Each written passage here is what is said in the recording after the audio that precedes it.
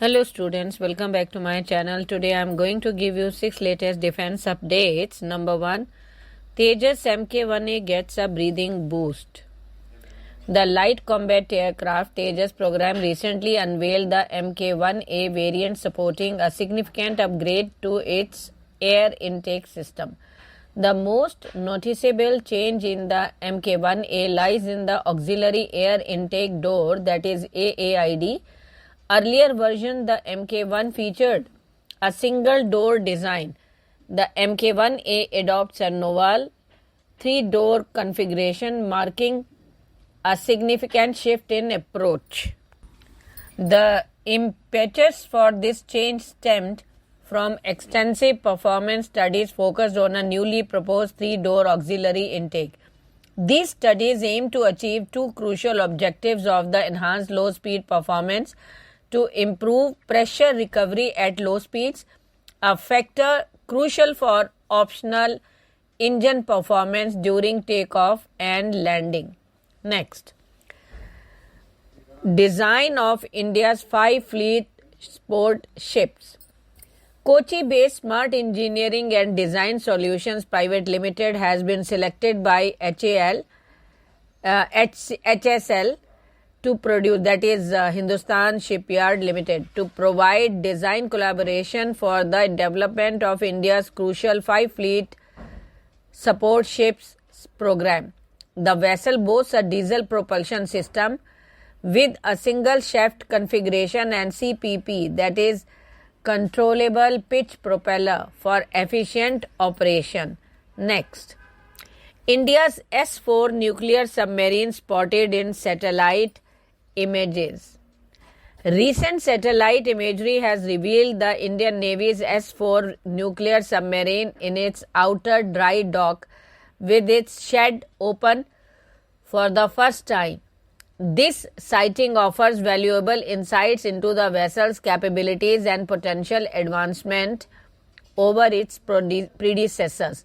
The S4, the third Arihant class SSBN, launched in November 2021, appears larger than the previous S2 and S3 vessels. Notably, the exposed launch tubes suggest the S4 might be equipped to carry twice the number of submarine-launched ballistic missiles compared to its predecessors. Next, AeroDef India 2024 to connect SMEs with aerospace and defense sector. The 4th edition of AeroDef India will take place April 18th to 20th, 2024 at the Yashobhoomi India Limited Convention Center in Dwarka, New Delhi. Hosted by the Sustainable Development Leader Council, the event aims to connect Indian micro, small and medium enterprises with major players in the aerospace and defense manufacturing sector. This will provide a platform for both India and international manufacturers to source components, materials and sub-assemblies from India's growing defense MSME sector.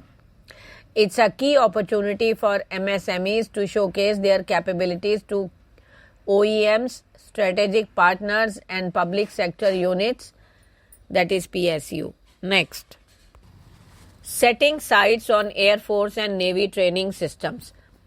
Zen Technologies Limited, a leading defense training solution provider based in Hyderabad, is looking to expand its reach beyond land-based combat training, already a force to reckon within its domain, with over 40 land-based combat training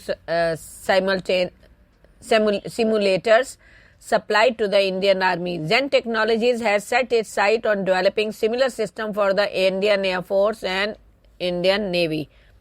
Next, domestic partners to develop refueling probe for the Tejas Mk2 program. HAL's India Premier Aeronautical Agency is aiming for greater self-reliance in the Tejas Mk2 program. Their latest initiative involves collaborating with Indian private sector companies to develop a crucial component, a retractable in-flight refueling probe. Next, Turkish shipyard out of India's FSS project.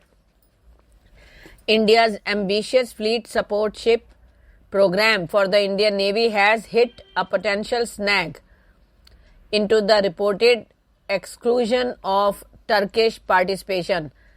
Anadolu Shipyard of TAIS, initially expected to collaborate on design and provide key equipment, has seemingly been sidelined.